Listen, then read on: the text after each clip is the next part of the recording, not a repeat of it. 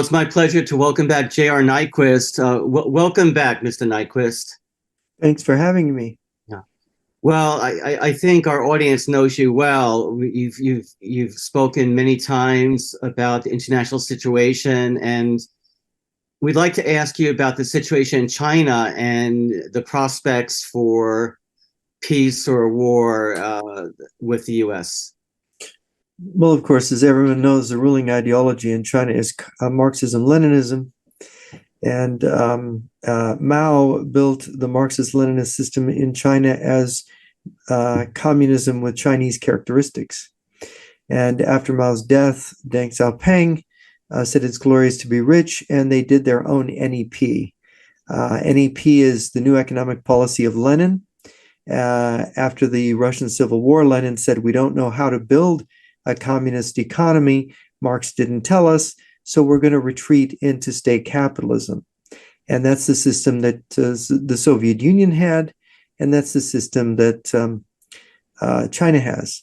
And of course, the Soviet Union collectivized their agriculture, but that was kind of undone because in the Cultural Revolution, the Soviet structures that were set up in China for that were kind of torn down, and it paved the way for China to have a market in agricultural goods, which allowed them to feed themselves.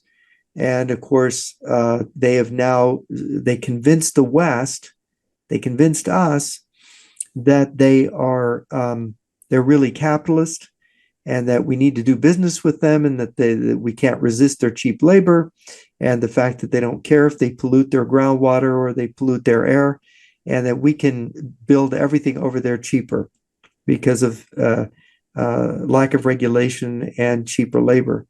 And that has corrupted us.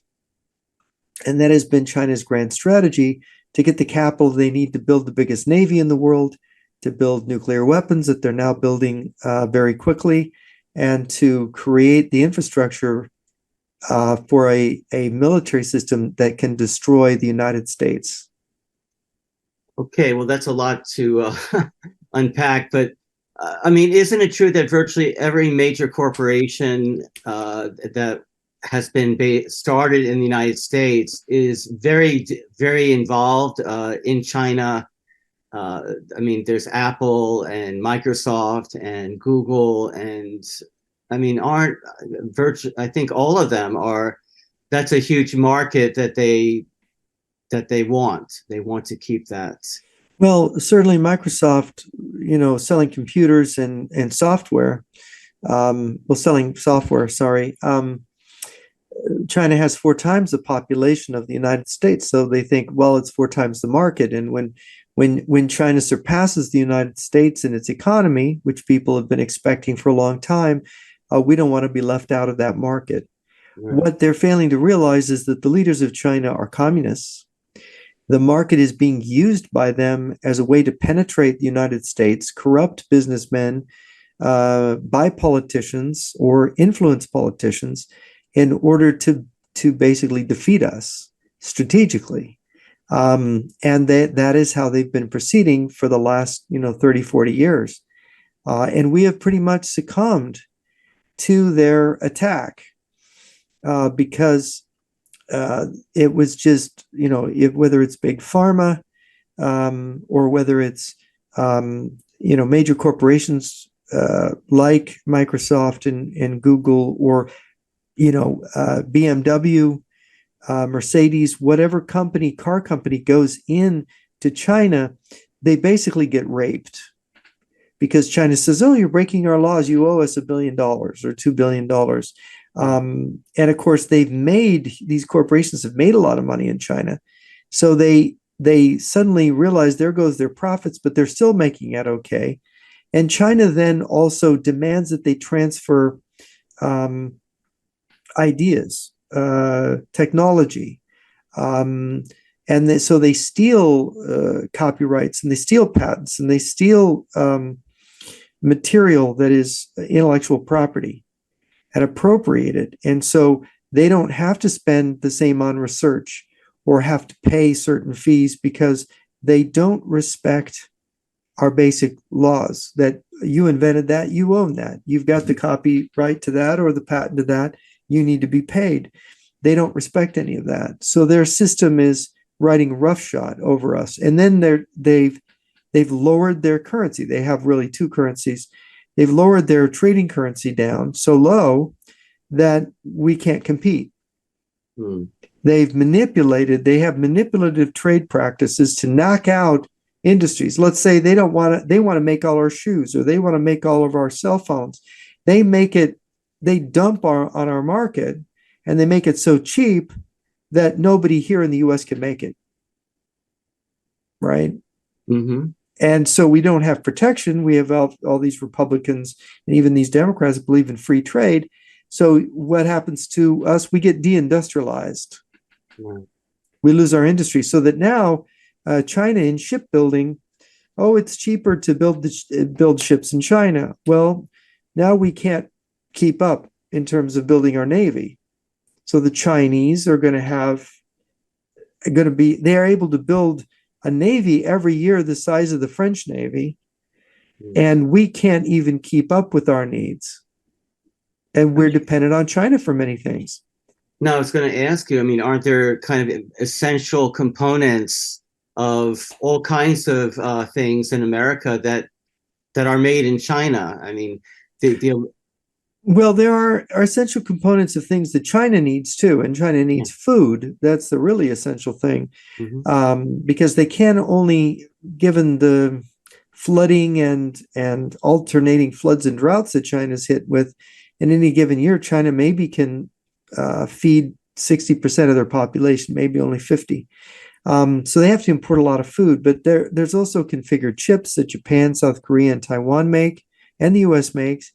We're really high tech, but we let them have access to all that. Meanwhile, they make the bulk items. And the thing is this has gotten out of control, and they've gotten so much influence with our politicians and with our large corporations that they're literally riding roughshod over us, and there's no containing them. And then you add to that their allies, the Russians, and the other countries, socialist countries that are aligned with them.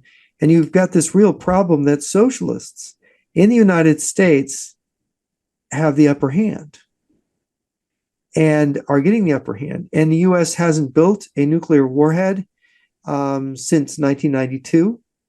We haven't even tested one since then. Nobody knows really what the state of the US nuclear deterrent is. And now China is going to have, within 18 months to 2 years, a nuclear arsenal larger than ours, as Russia's nuclear arsenal is larger than ours. And Russia and China are united. They're combined. China is helping Russia in Ukraine, although they deny it and say it's propaganda. If anyone says that, that's because they don't want sanctions applied to them. But I'm afraid that we need to apply sanctions to China yesterday, because if we continue to trade with them, they will bury us with it. All right, and also I want to ask you about. I've read articles about the spying of. My understanding is that they penetrated the computer networks for the State Department and even, I don't know if it's correct, the Department of Defense. Well, for 20 years, Chinese hackers have gotten into computers in the Defense Department and have gotten into government computers and corporate computers. I mean, the Chinese cyber warfare and espionage in this country is massive. I mean, we have thousands and thousands of Chinese here working. In fact, in our government labs, I think the largest ethnic group working in our government labs as scientists are Chinese nationals. Really? Yeah. Oh, yeah. Well, look at Emory University. I had someone who got their PhD at Emory saying that, 15% are from mainland China, and they're from Communist Party elite families. And the Emory University feeds the CDC in Georgia, right?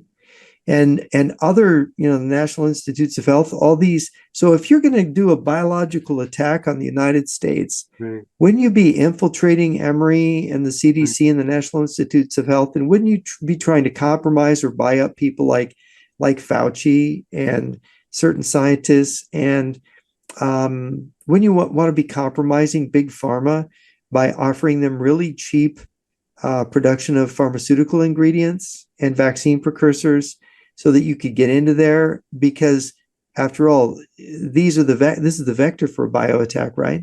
You use a country's own health system against itself in a bioattack. I mean, that's what you would do. Didn't we just see something along those lines, maybe? Yeah, maybe so.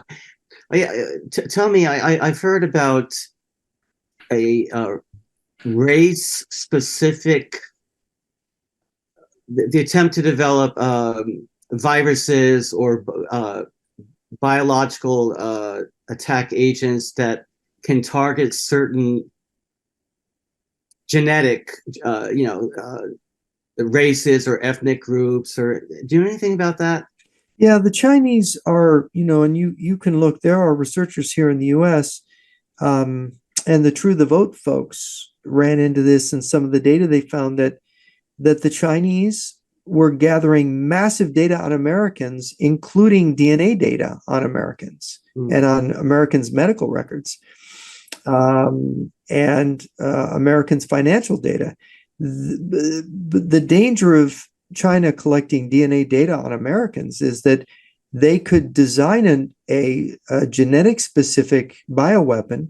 We don't know how the technology is, what the state of it is in China or anywhere, because it's secret. It's a secret type of research, or whether it's ultimately going to be possible to develop such weapons. But we know that certain genetic profiles are more vulnerable to certain kinds of diseases, right?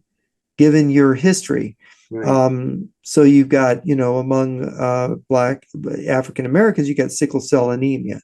Right. You've got certain things that American Indians, when Columbus and the Europeans first came to the Americas, American Indians didn't have any history of immunity to smallpox. So smallpox hit the Native Americans and just wiped them out by the millions because they had no immunity to it. Right. So you look at the genetic background. What do they have more or less immunity to? What are they more or less vulnerable to?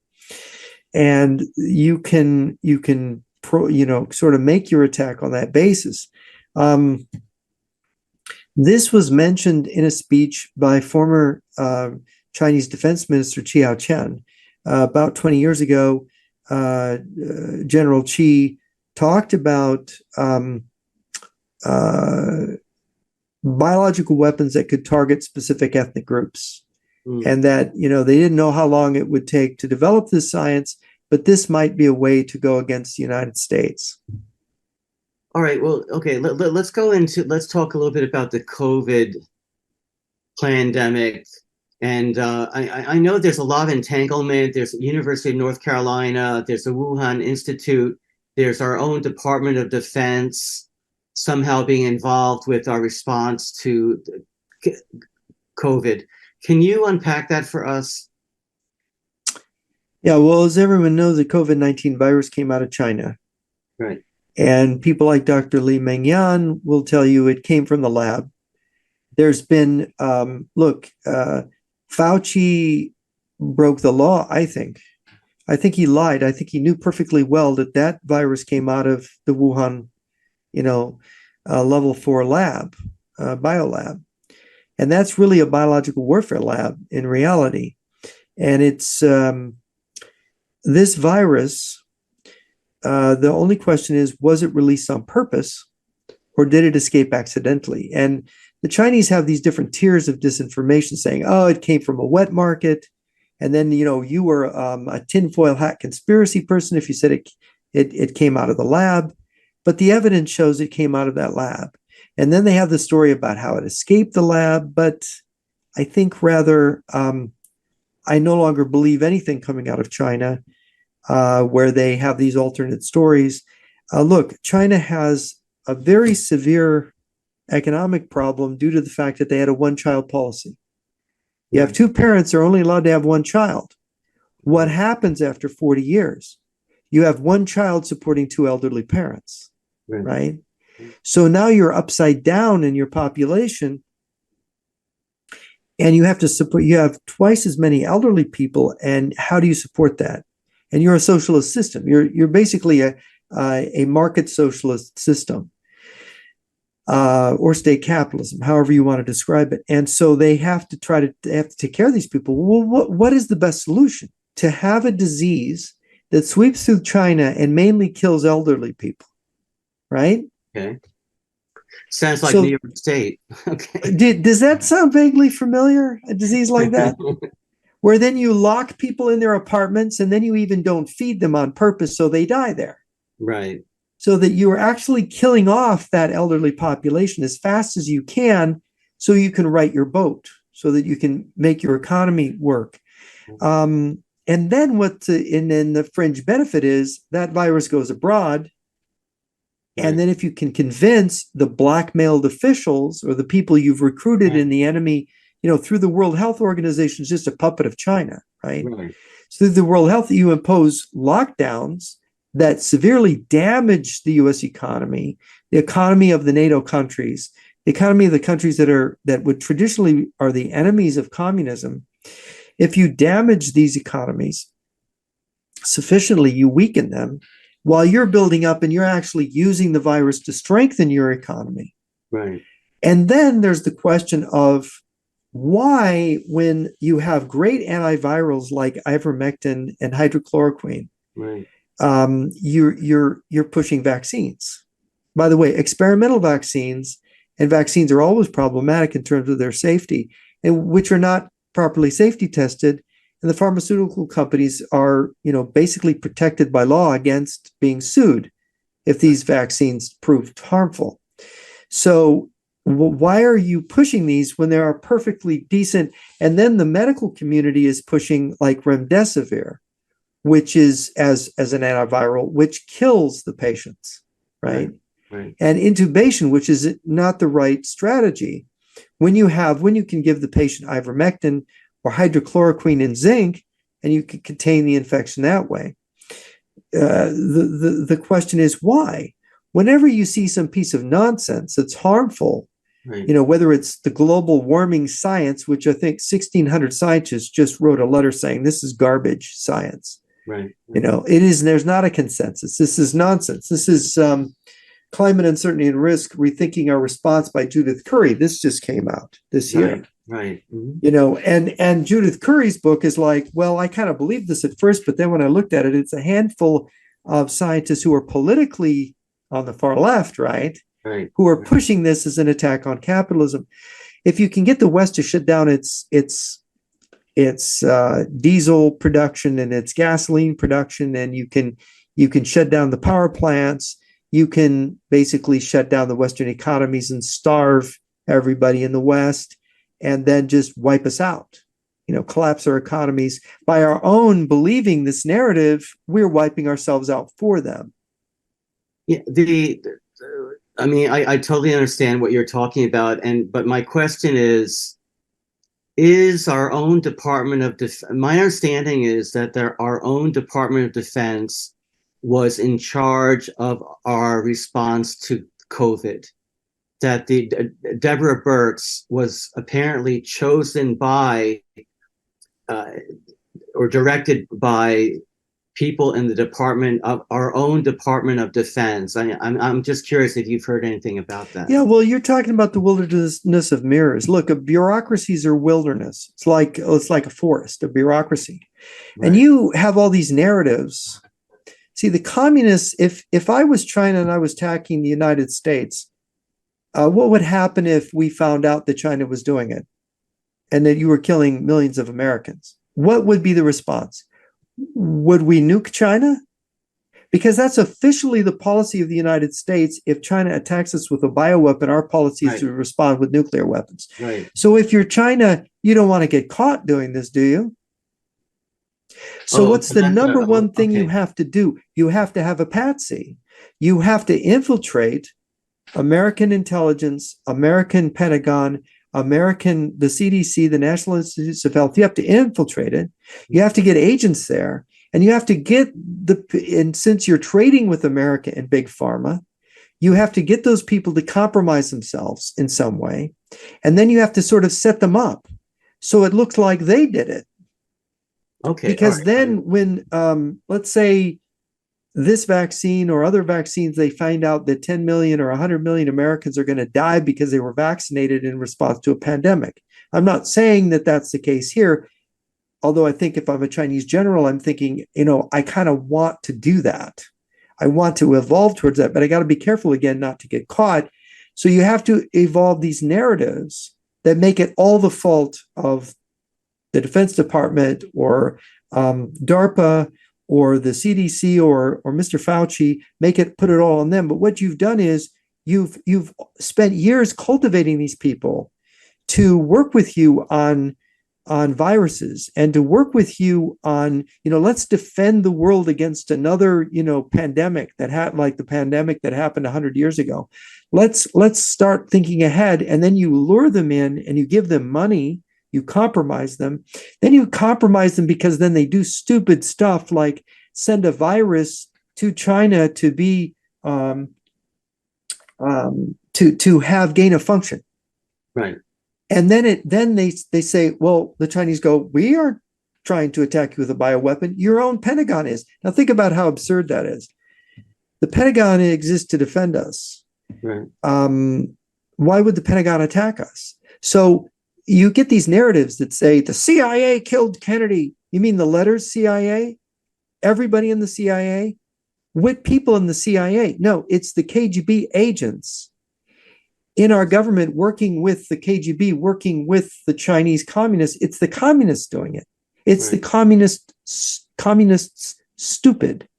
All these narratives are stupid because every one of these narratives, the suckers miss the people who are really attacking them. So you're going to blame an American. You're going to blame Fauci.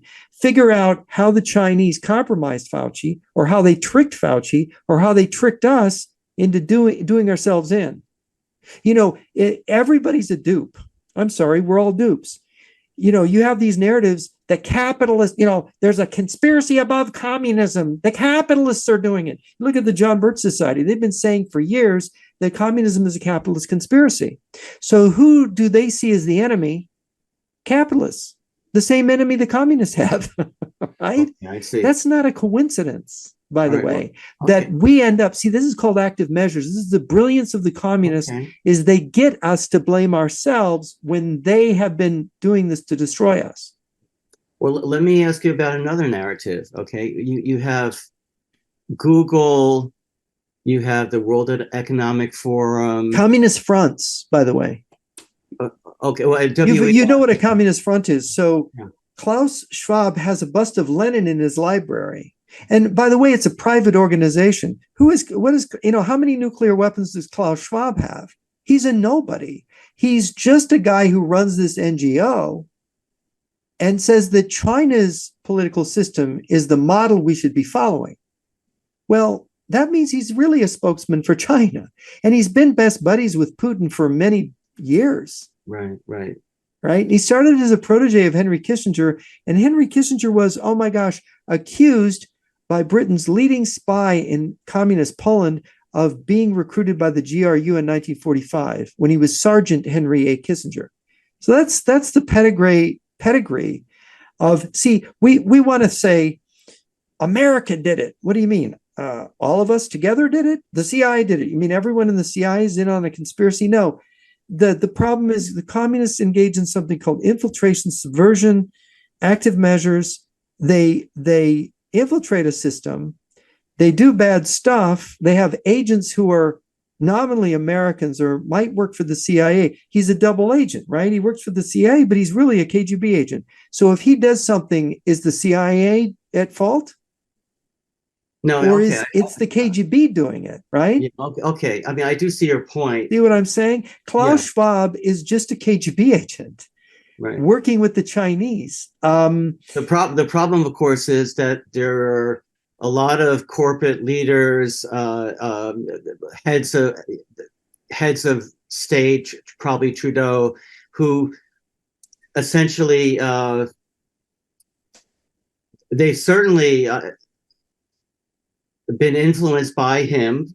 What is Trudeau's relationship to Fidel Castro? Do you have any Well, I've idea. heard that he's the son of Fidel. He looks just like him, doesn't he? And his mom Okay. allegedly had an affair with Fidel just before he was born. Okay. All So right. who is he? Who is Trudeau? See, the thing is that the question is, and we don't know. I'm not saying that Trudeau Right. is Fidel Right. Castro's son, but it is a funny rumor. Look,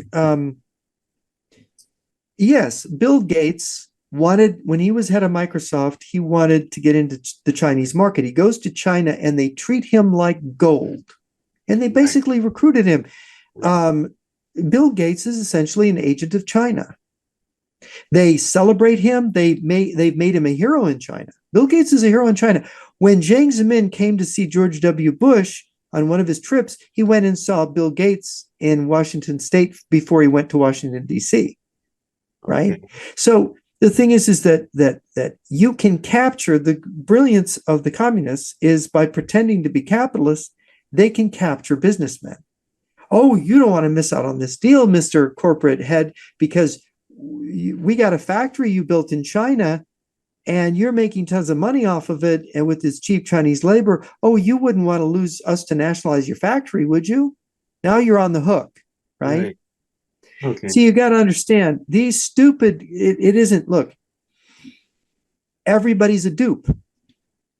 There is a difference between a dupe and a witting agent. A dupe is a person who's been tricked.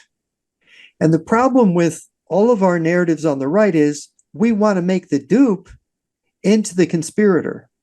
Okay. All these dupes are doing it. No, they're too stupid to do any of this. Besides, they're just motivated to make money. What is a head of a corporation supposed to do? He's supposed to make money for the investors. This is all out of the way. The idea that corporate America wants to pauperize and murder everyone. Oh, it's a conspiracy to depopulate the planet. All the executives want to do it. Why would an executive want to kill his customers? That would kind of ruin his bottom line, wouldn't it? So the thing is we're not thinking this through. There's a sociology of knowledge here. And and here's the guilt. The corporate executives are being duped by the communists into adopting things and doing things that harm us. And then we're duped into believing that our corporate executives are the ones that are doing it and not the ones that are being tricked. So we're being tricked into believing that our business people are the bad guys, and our business people are tricked into harming us. And we're both sides are missing that it's the Chinese, it's the communists, it's the Russians that are doing all this. And we're so stupid. We don't put two and two together. All right. Okay. Well, let me. Okay. Okay. I accept what you're saying, Mm-hmm. and I guess my question would be.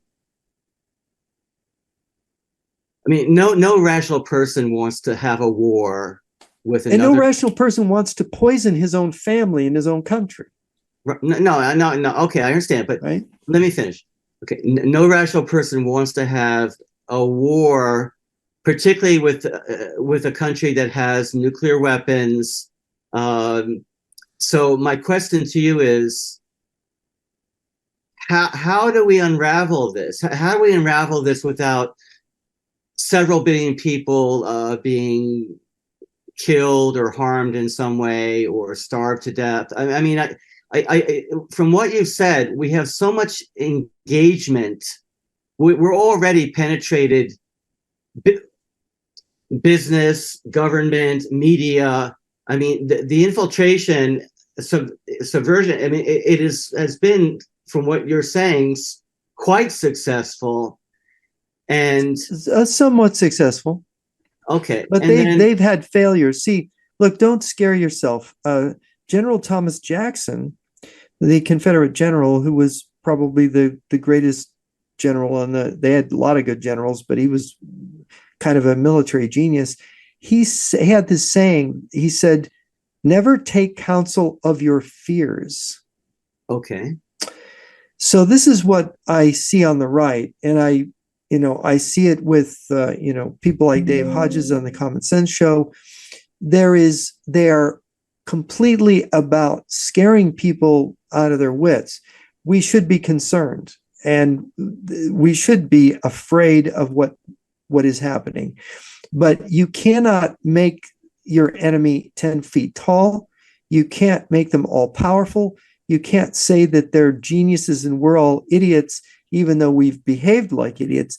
They have feet of clay too. They make mistakes too. They miscalculate too. And it turns out the West, our society works. It's extremely powerful society. We have tremendous wealth. We have tremendous science. And those people over there, Russia goes to invade Ukraine, and their military is not able to do it. And they've demoralized themselves. And all they can do is tell lies over in Russia about what's happening there. And China would like to invade Ukraine. Would like to invade Taiwan, but they just don't have the capacity, because under a dictatorship where the government lies to you, people know the government's lying. They don't trust the government. And so the government, there's a low morale, there's a low cooperation. And because the people at the top think they know everything and want to tell everybody at the bottom, they don't listen. So everything gets screwed up in China. In the economy, look at how screwed up China's economy is right now. That's because that's part of the nature of the same system, which is the system that is able to dupe us. We have to realize that if they were as efficient as we were, we'd already be dead. Okay. But their ability to spread lies is their chief talent, which also sabotages themselves. And so you need to defeat lies is the truth and some clarity, and you have to calmly analyze these things, and you have to say, yeah, these are serious attacks. And it's like this, you see what they're doing with global warming. They're basically trying to shut down diesel, would cripple our trucks. We're going to starve to death. You can say, oh my God, we're going to all starve to death. Or you can say, wait a minute. You can have some confidence that people will wake up to this and say, wait a minute, this is nonsense. We're going to counter this. Right. And the thing is, yeah, it could get bad. There could be civil war. I mean, you got Alexander Dugin in Russia saying, oh, you in America, you need a civil war. And they're trying to see, they're not stupid in their active measures. They're feeding the American right and the European right lies. See, it's not just that they dupe the left. We know the communists have always duped the left. They're duping the right now. Okay. Now you've got a majority of the Republican majority in the House voting against aid for Ukraine. That is like shooting yourself in the head. So they can get us to now cut off a natural ally that they're fighting a war with. We can, by feeding us this narrative. So you see, the problem with us, both the right and the left, is that we believe communist lies. Both right and left. We're both guilty. You want to say they're all evil on the left. No, you're evil too, because you believe the communist lies. You just believe a different set of them. Right. Because they've bifurcated it. What they've got is, they've got a set of lies and propaganda they're working on the right, and they've got a set of lies and propaganda working on the left, and they want a civil war between us here in America. They're in Europe. So when Alexander Dugin rubbing his hands, oh, you need a civil war in America. Well, always ask a question with any piece of information, cui bono, which is Latin for who benefits. Right. Who benefits from a civil war? Who benefits from a narrative of despair in America? Who benefits from these different narratives? Moscow and Beijing. Okay. Our enemies. So everything you hear, first of all, there is so much disinformation. Make sure it's true. Check your facts. And then see, a lot of times the facts are true, but it's the interpretation that's wrong. So we look at the set of facts, and it's about clarity. It's like you can be given a narrative to understand facts that will lead you to destroy yourself or to benefit your enemy. And the thing is, the people on the left are Americans too, and the people on the right are Americans too. And wait a minute, they're playing us against each other. They're using race, they're using sex, they're using every trick in the book. And the fact is, they want us to be alienated and to feel despair and hopelessness. So we'll grab our guns and start shooting each other. I see your point. Okay. right? And that is in the Right. and why do they use? You might ask, well, why don't they just attack us in a straight fight? Because they wouldn't win. So they have this bag of tricks. Because Right. when you are the weaker side, because you're autocratic and you're communist, Mm. you've got a bad economy because you do allow capitalism, but you want to control it, right? Right. You want to have state control over it, and so you hurt yourself that way. And then you have this top-down military system where even the generals aren't allowed to think for themselves, which can't win a war. So you Right. need this bag of tricks. You Right. need your enemy to do himself in Right. order to, and so Chairman Mao, it's called the Yin and Way. You've probably heard of the Yin and Way. There's a book by that title written by a Peruvian Marxist who sat through Mao's lectures in the 1930s and 40s. And this is what Mao would say. He'd say, we must align ourselves with the capitalists. What? He says, why sew up their pockets? Help them get rich. You got this ambitious guy. He wants to be a big businessman, or he already has a business and he wants to get rich. Well, we communists should be the ones to step forward, and we're your best friend. We're going to help you get rich. Right. And Mao says, but wait a minute, we're Marxists. How can we do this? Oh, this is very easy. The capitalists will give us the political positions and the policies we need to take over. So we will make the capitalist rich on Friday. He will congratulate himself on Saturday. We will take power on Sunday. And on Monday, we will execute him. And all of his, you see what I'm saying? And this is literally what Mao was saying, the yin and way. We align with the drug traffickers and the criminals and the capitalists and all the people who want to make money, and we help them make money, but they help us into power. And then we just shoot them all. Yeah. Okay, well, on that note, we're going to have to finish our interview. That's fine. uh, So we understand the big picture, because if we talk about the little stuff no, and not no, the big stuff, we I won't mean, put it together right. your perspective is quite insightful, and I really do appreciate the kind of the insight that you bring to these issues, because I mean, it is confusing. I mean, I just all these, Ukraine, I mean, I mean, you hear the exact polar opposite. I read the exact polar opposite on these issues almost every single day. Oh, yeah. And it's hard to really figure out what's really going on. But I think you've helped us. You've helped me, I would say. Let me show your website. I do recommend that you, our audience, check it out. Let me share that. Hold on. Yeah, this is your JR Nyquist blog. Mm-hmm. JR Nyquist .blog. Okay, so thank you so much, Mr. Nyquist. I look forward to talking with you again. All right. Well, thank you for having me. Thank you.